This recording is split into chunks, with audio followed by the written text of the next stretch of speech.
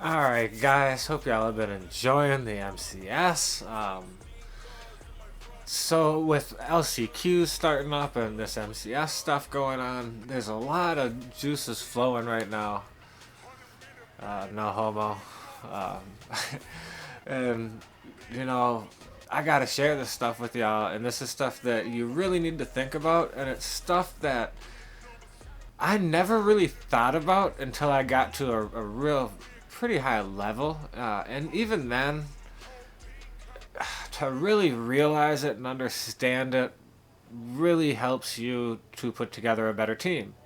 So there are many reasons why this video could apply to you. I am also going to drop in little gems like South Bay of good plays that folks like to run that you may see. I'm not going to go into detail with them. This will be a long video, but you're just going to get little tidbits of awesomeness along the way. So stay tuned is what I'm trying to tell you. There will be plenty of content here well worth your while. So, first thing I want to talk about is you need to find a formation that, first and foremost, just has some effective plays that you like, that you feel comfortable running. It's the first thing. Shocking, right? Duh. I hope you knew that.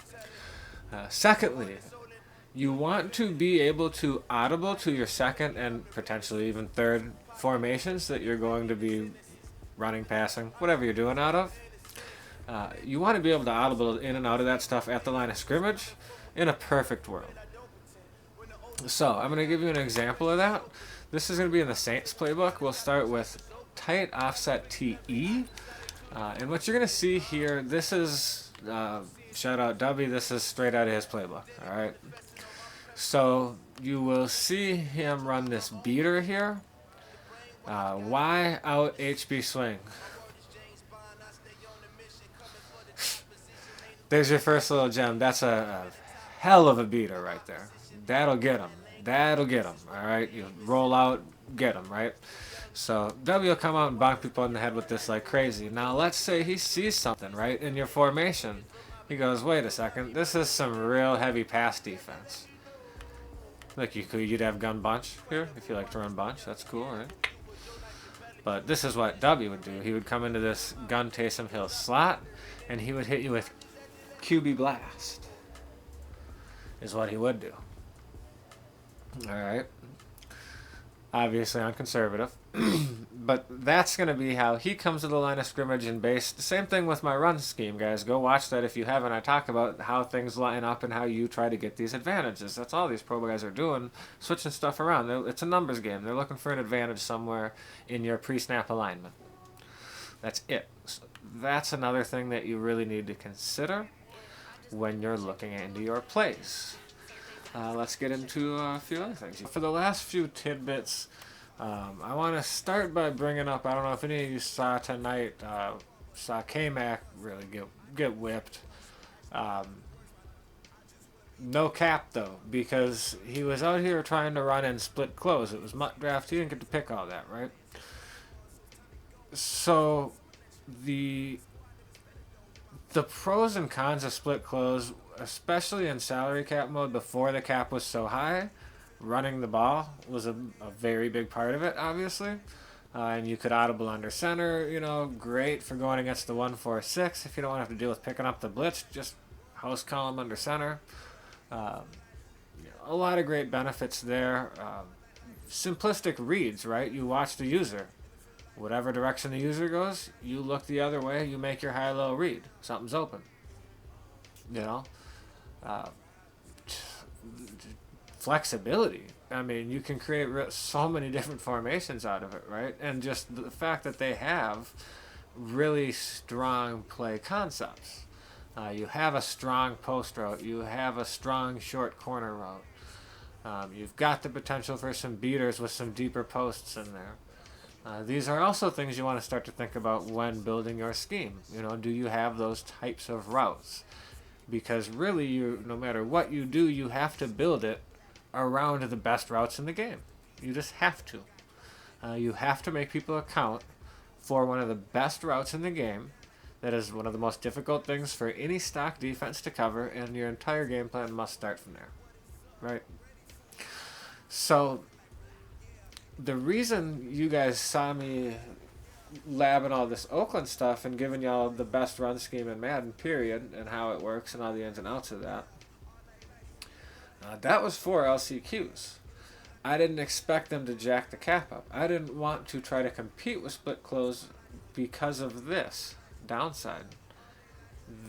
You cannot pick up a lot of these glitchy or overload type blitzes that guys are sending. You simply can't pick up. You'd have to motion block someone, and at that point, like, what are you doing in split? It's just not, it's not really feasible. So when you're competing, there are times when you're going to need or playing a high level of competition, or just somebody who even knows how to glitch blitz, guys. You don't have to be trying to compete for this to matter. You have to be able to motion block a receiver in and max protect and send out just a couple routes. There are times where things may call for that. And you just can't really do that in split close. So that's why you guys had seen me bouncing around in Panthers. I put out a scheme, then I ended up in Oakland and was like, yep, run it. I've had to change that. You guys didn't see me in West Coast. I didn't put any of that stuff out. But I have now gone back to West Coast. Sucks for me. I'd have to try to learn a new playbook and learn these new plays and drop a new offense while competing against the best. You know, they shit all over me big time when they upped that cap on an unprecedented, unforeseen amount. Nobody could have seen that coming. That was shocking as shit, to say the least. But are y'all ready? Because I'm about to start South Bay, and y'all so stick around. So in West Coast, we've got some sweet stuff, guys. We really do. Check this out. So West Coast Gun Bunch is excellent. I mean, okay, some of this other stuff, whatever. But here we go. Ding, ding, ding. Single back doubles north. You got a weak side pitch in there. That's real dank. You're going to see some more stuff on YouTube from me out of this, just because I don't believe too many guys have covered this. So I won't get too much into detail there. But look, single back double flex, Y trips. I mean, if you want to switch and run from under center, maybe you see a 1-4-6 or, you know, some type of blitz you think you might have a hard time picking up that you can run against. There you go, spread. Look at that, even pistol. You know, there's some good run plays in there too. So, guys, I hope this was helpful. These are the types of things you want to consider. Now, one last thing we have to cover, and this is maybe the most important. Spacing. You need to understand that if you're in a compressed set like we were all the time in split close, and someone's sending a blitz that you can't pick up, how much easier is it for the user to make the decision on whom he wants to go ahead and jump the route and cover? Everything is right there in front of him. This is why you see Bunch year after year after year run down people's throats. You have the compressed set on one side and all the benefits that come with that. Simply put, it's difficult for numbers game. It's difficult for the computer to cover all that right. There's some logic issues as well. But you have, back here in this case, Shepard wide, opposite, so you have some space. So if someone's crowding and they're trying to blitz, I can put him on a quick slant maybe and fire that, or a dig, or a little, you know, you see what I'm saying? Like, you have to understand, and you have to have at least one formation where you have some kind of spacing so you can handle a blitz. You know, ideally you want to have a formation where you can go ahead and motion block out of and still like what you're running and who you're running with. That's where you'll see a lot of, you know what, we're not done. Let's go check that out. I think it's very important. We need to go ahead and touch on it. And I'm going to have two more gems. The other thing you need to consider, one of the other things, is can I do anything glitchy with my sub packages? Trey Y Flex. Dagger has always been a sick play. We've seen a mashup of it here recently. Not surprised. I've been running Dagger for at least 2 years consistently. But I was, for many years, a trips type guy. Even last year, it was my primary weapon of choice, if you will, over Gun Bunch. I would go back and forth between the two. Those were really my two formations. I'd be in the trips. I could motion block, do different things like that. And then I could come over in a bunch. They nuked some of the effectiveness of that stuff in the Pats playbook. I'm sure you're aware of that. So with Trey Y Flex, what you can do is you can go ahead and do TE wideout. And then what you do is it'll put your tight end here. So you just put your fourth wide receiver there. And even though it shows Witten, if we go ahead and pick Dagger, which is just a phenomenal play, you really don't even need to change anything. Block the running back, I mean, and just quick snap someone. I mean, what do you want, you know? You've got it all. You could potentially hit someone up the seam with Cobb. You've got a crosser with the dig in behind it, with, you know, the drag underneath it going the opposite way. I mean, last year I always used to joke. I mean, let's see if it still works. I haven't run it this year. You caught that mess, huh? Watch.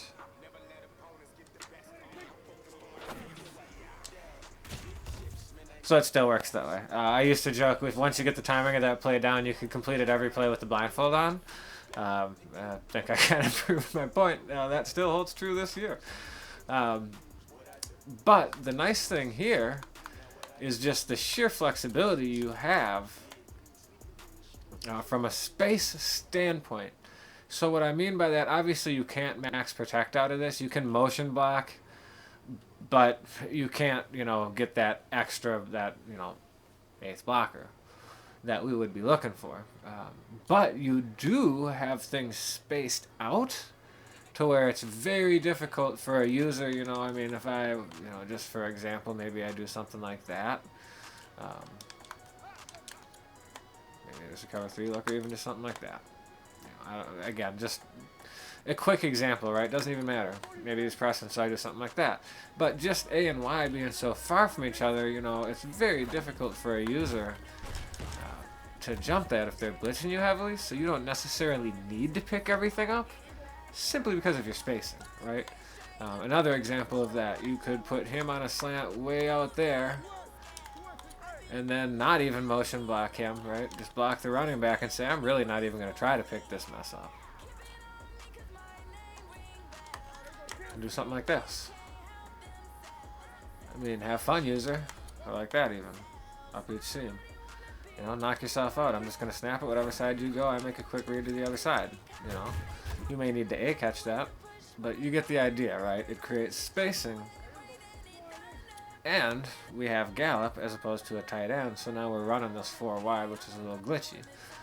So those are really the last few things that I wanted to cover that you need to think about when creating a scheme in any game mode. Damn boys, like, comment, subscribe. Peace.